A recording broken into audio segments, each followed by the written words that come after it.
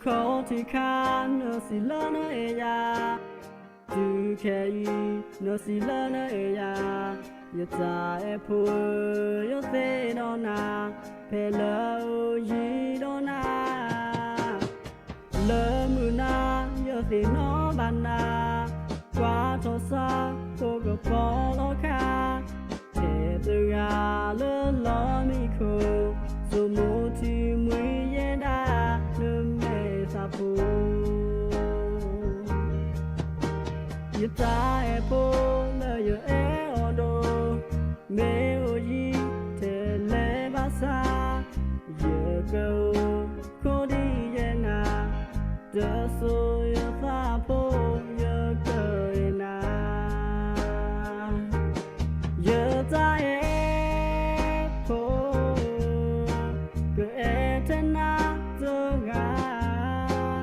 lỡ giờ ta bùi ô thế na qua lời giờ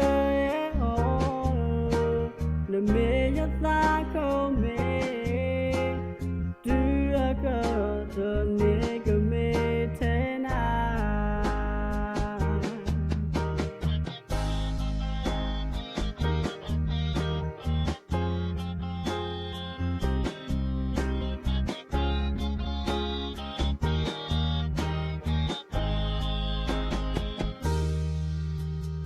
khó thì khăn nó xì lỡ nó ya từ khi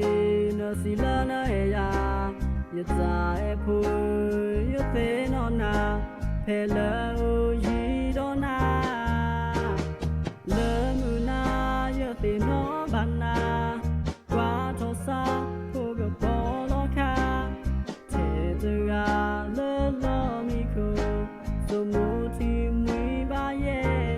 mê sa phu giờ ta em phụ lỡ giờ em mê ô gì thế lẽ ba xa giờ câu khó đi dễ na giờ xô lỡ yo ta giờ cười na giờ ta em phố cứ em thế na giờ ngã lỡ giờ ta bùi ô thế na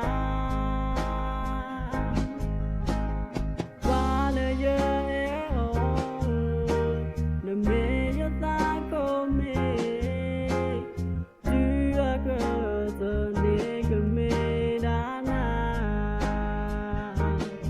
giờ ta em phố cơ em thế na giờ gà lỡ giờ ta bùi